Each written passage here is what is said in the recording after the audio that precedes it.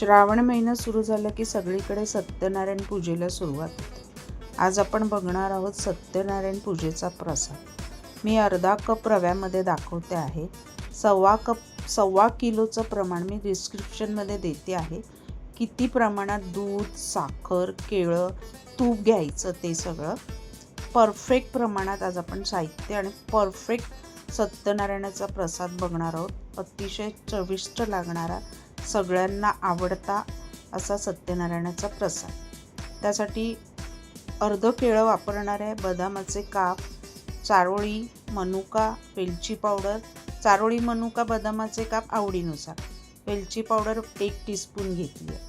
अर्धा कप रवा घेतला आहे, मध्यम आकाराचा घ्यायचा आहे. झिरोवाला रवा नाही घ्यायचा आहे, नाहीतर रवा प्रसाद चिकट होईल.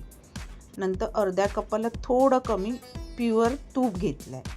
1 कप दूध, 1 कपामध्ये अर्धा कप दूध आणि अर्धा कप पाणी घ्यायचं आहे आणि ते एका बाजूला बारीक गॅसवर गरम करायला ठेवायचं आहे. 1/3 कप आपण साखर घेणार आहोत. तुम्ही साखर अर्ध्या कपाला अर्धा कपही घेऊ शकता, तर गोड किती कमी जास्त हवं त्याप्रमाणे. साखरेच्या जागेवर तुम्ही गुळही घेऊ शकता. गुळाचा प्रसाद पण अप्रतिम लागतो.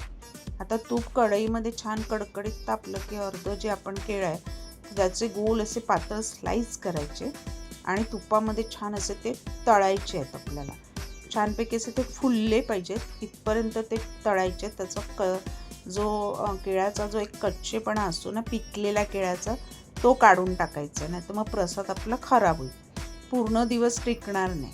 त्यामुळे केळी जी आहेत ना, तुपामध्ये छान अशी खमंग आपल्याला शिजवून घ्यायची आहेत अगदी.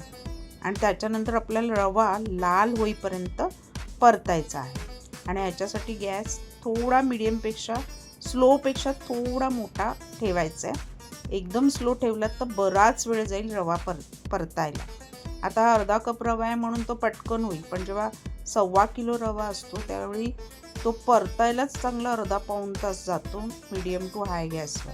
कारण रवा जेवढा लाल होईल, खमंग तुपात परतेल, तेवढा आपला प्रसाद अप्रतिम होणार आणि शिराही छान फुलणार.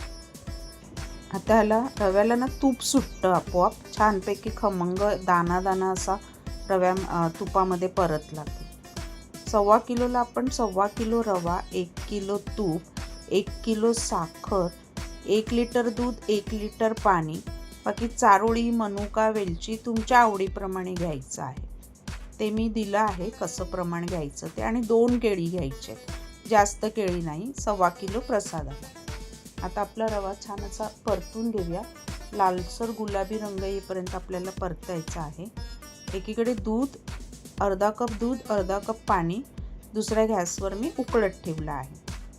मस्त बघा रव्याचा रंग, तूप सुटेल जसं आपण रवा परतू तसा. मी थोडंसं शिल्लक ठेवलं आहे तूप.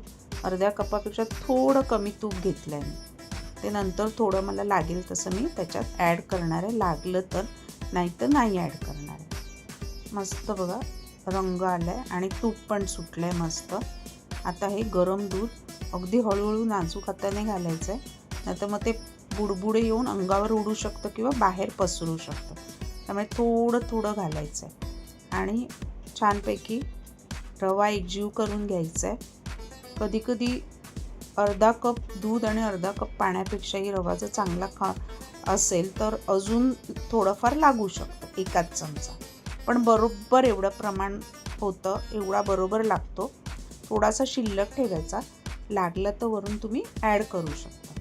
आता छानपैकी दूध मिक्स केल्यानंतर बारीक गॅसवर झाकण ठेवून 5 मिनटं वाफ काढायची.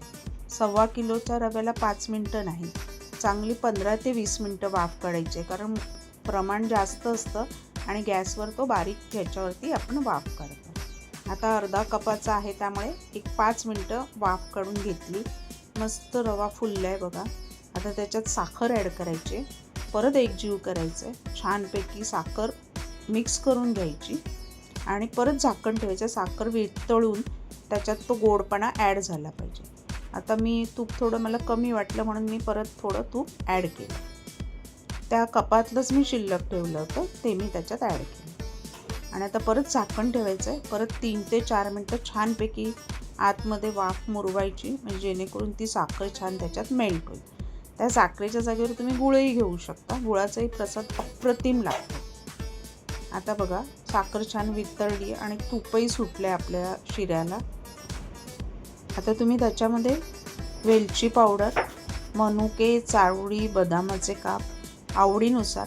आता ह्याला 1 टीस्पून वेलची पावडर बस होते आणि केशर हवं तर चिमूटभर तुम्ही त्याच्यामध्ये घालू शकता. ऑप्शनल आहे, केशर नाही घालत, पण तुम्हाला हवं असेल तर तुम्ही घालू शकता.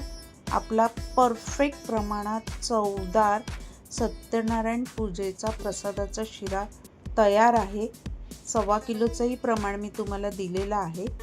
करून बघा. आणि मध्ये आपण भटजी जसं प्रसाद झाल्यानंतर तुळशीचं पान ठेवतात तसं तुळशीचं पान ठेवायचं आणि मग झाकण लावून तो ठेवायचा आहे, तर तो अजून चांगला मुरतो.